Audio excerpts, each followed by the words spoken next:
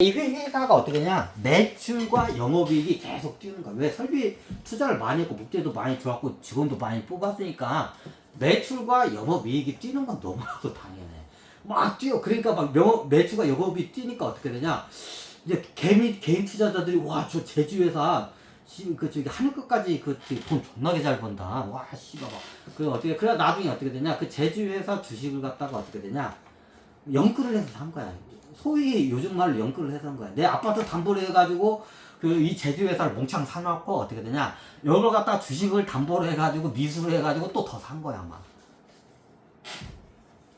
이 제주 회사가 막 매해마다 매출과 영업이익이 계속 막 뛰고 있어. 그러면 어떻게 되냐, 주가가 그러면 당연히 뛰겠지. 이게 보여. 그러니까 어떻게 되냐, 씨발 내가 케이트야. 그럼 내 집 담보로 해가지고 어떻게 되냐, 한 10억 원짜리 10억 원짜리 집을 담보로 어떻게 되냐, 한 6억을, 이빠이 6억을 갖다가 담보를 끌어가지고 6억으로 딱 사고 어떻게 되냐, 이 6억 원치 주식, 제주회사, 제주회사 주식을 6억 원치를 담보로 해서 또 주식을 계속 산 거야, 이 회사 거를. 미수까지. 다 뭐야? 빚이야. 빚으로 다 끌어가지고 이 상황에 봐. 그러니까 나중에 어떻게 되냐, 주가 쭉 올라가.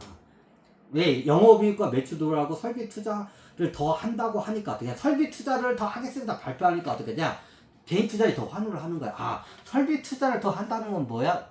앞으로 매출과 영업이 더 뛸 거라는 걸 예측이 되는 거야.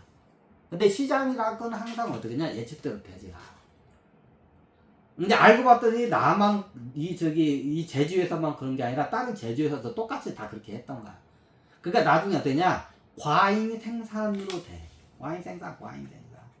그럼 나중에 어떻게 되냐, 예전에 이게 물건을 팔면 마진이 한 30% 정도 나왔어.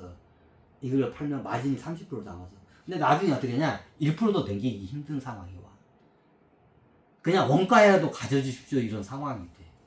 그럼 이때 되면 어떻게 되냐, 여기서 더 치킨 게임 빠지면 어떻게 되냐, 종이를 팔면 팔수록 적자가 돼. 적자의 수렁이 빠져.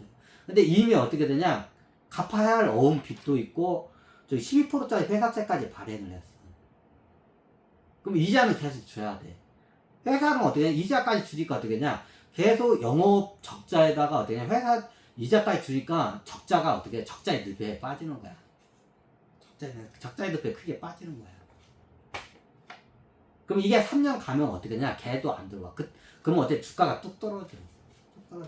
치킨 게임 빠져. 그럼 어떻게 되냐, 주식시장에서 어떻게 일어나냐, 여기다가 내 아파트 담보를 해서 신용까지 쓰고 연끌을 해가지고 이걸 주식을 담보로 해서 미수 신용까지 써가지고 몽창 샀는데 이게 어떻게 되냐, 예를 들어서 이게 예전에 어떻게 10만원짜리 주식이 어떻게 되냐, 반의 반 토막까지 떨어진 거야. 막 2, 3만원까지 떨어진 거야, 반의 반 토막.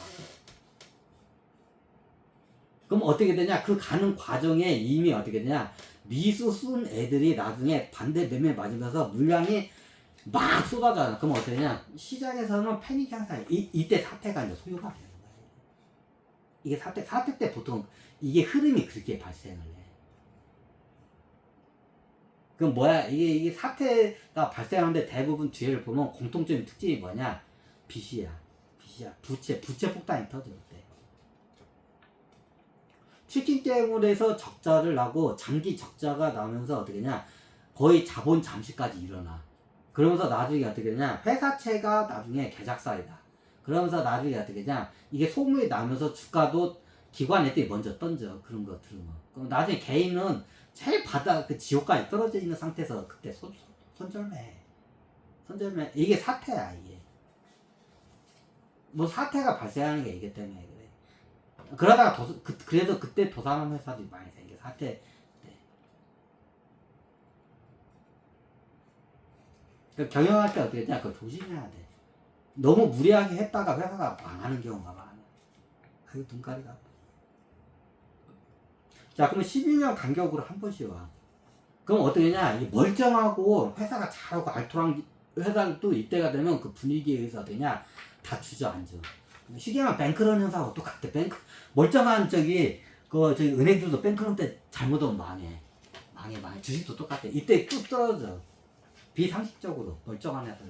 그럼 이때 어떻게 되냐, 우량주 멀쩡한 회사들 이때 싸게 세일이 되면 그때 살 수 있는 좋은 기회야.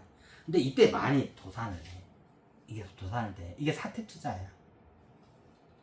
그 사태 때가 다 뒤돌아보면 요 사태 때가 뒤돌아보면 이 사태 때가 제일 싸. 어떤 종목인데 다 보면. 이게 약간 종목마다 좀 틀려 상황에 따라서. 근데 대부분 보면 그때 어떠냐 V자로 크게 파여있어 다 차트가. 어떤 종목이든지. 그러면 지나고 나면 그때 살 거야. 근데 그게 또 와. 그러면 그때 어떻게 되냐 무서워서 세상이 망할 것처럼 막 회사가 망할 것 같아. 그럼 그때 사냐? 사람들이 못 사. 이게. 그래서 그때는 자기의 객관화가 좀 어느 정도 되고 어느 정도 용기가 필요해. 근데 그때 용기를 갖다가 어디 잡주에다가 용기를 쓰면 안 돼. 그럼 바본다처럼 그 1억 원짜리 계좌가 600만 원 되는 거야. 아이 등신들아. 아이고.